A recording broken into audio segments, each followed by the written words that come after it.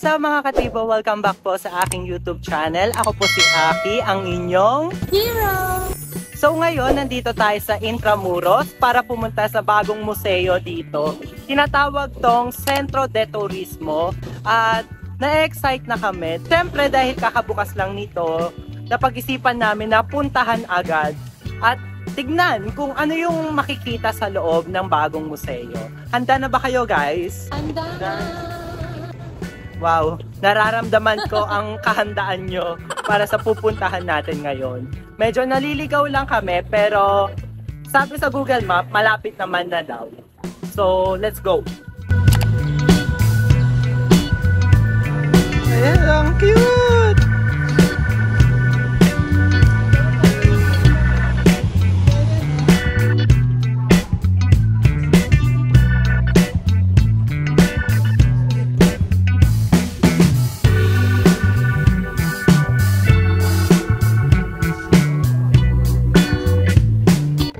To enhance the tourist experience and educate the people, especially the younger generation, about the rich history of the walled city of Manila, the government launched on Sunday the Centro de Turismo Intramuros.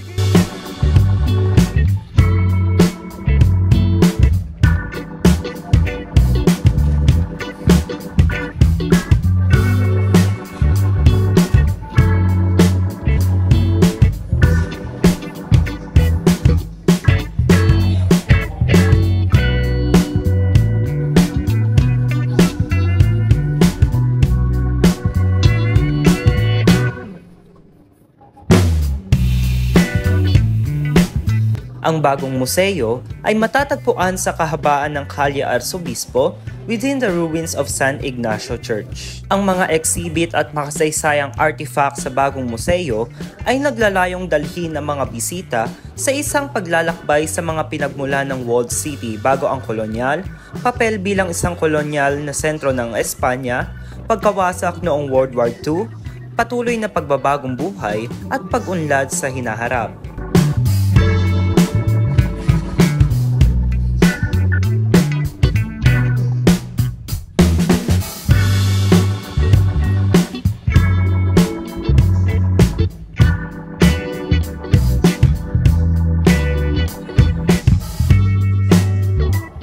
Naman na may panibago tayong museo na makikita natin sa Intramuros, Manila.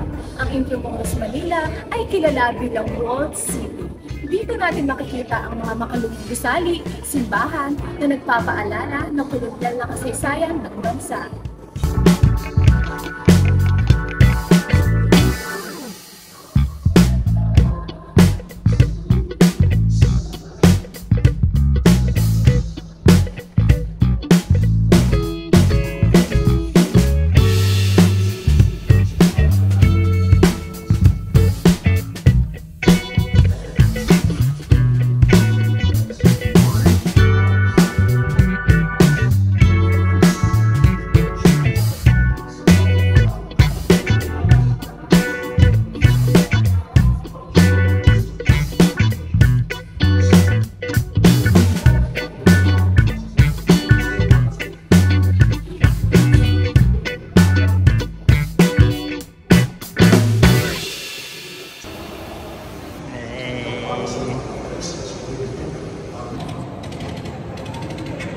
Hello guys!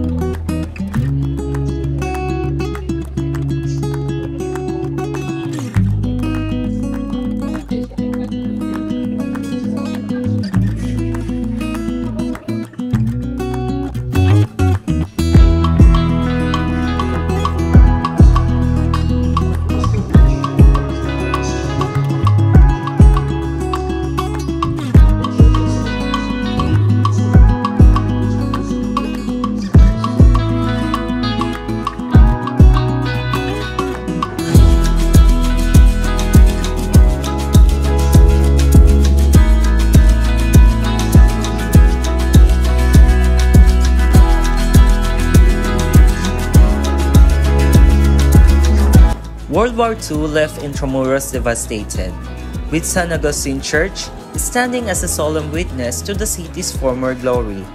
The war's impact was cheap and brutal, beginning with the Japanese invasion in December 1941. Santo Domingo Church and the original University of Santo Tomas campus fell victim to early assaults.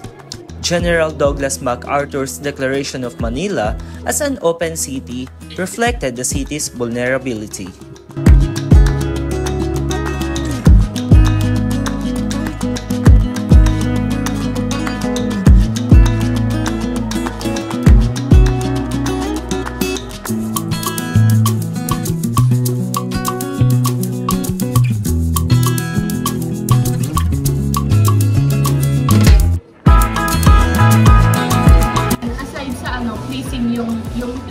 Nakakatulong talaga sa mga estudyante na katulad ko kasi syempre libre na siya, napupuntahan mo siya, di ba? Tapos as a future teacher sa hinaharap, nakakatulong talaga siya kasi magagamit ko siya sa pagtuturo, di ba? Kaya malaking tulong talaga to na ginawa nila to para sa amin, hindi lang sa as a student kasi para sa lahat.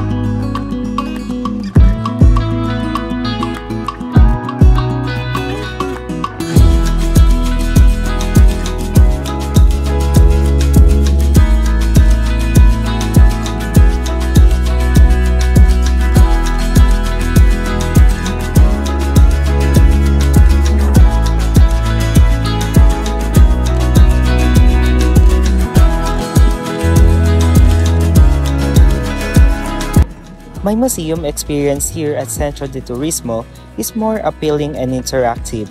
Lighting and visual effects is additional to human senses. I like the modern spacing and amphitheater. Centro de Turismo will operate daily from 9 a.m. to 6 p.m. Entrance is completely free, so secure your slots now. Walk-ins are also welcome. Sa pagbabalik tanaw natin sa mga ganitong uri ng lugar, katulad ng museo, nakikita natin sakyan natin yung mga mahalagang piraso ng ating kasaysayan. Ngayon din, nakikita din natin ng aktwal o para nagkakaroon tayo ng danas, nakabahagi tayo ng mismong kasaysayan natin kasi nakasakyan natin yung mga artifacts, katulad ng mga artifacts ng panahon ng World War II.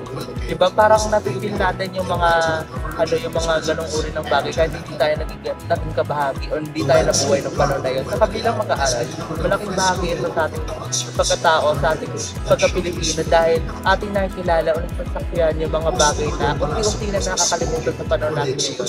Dahil na rin sa problema ng teknolohiya at pagsakop na rin ng neo-colonialism sa ating mga kaisipan.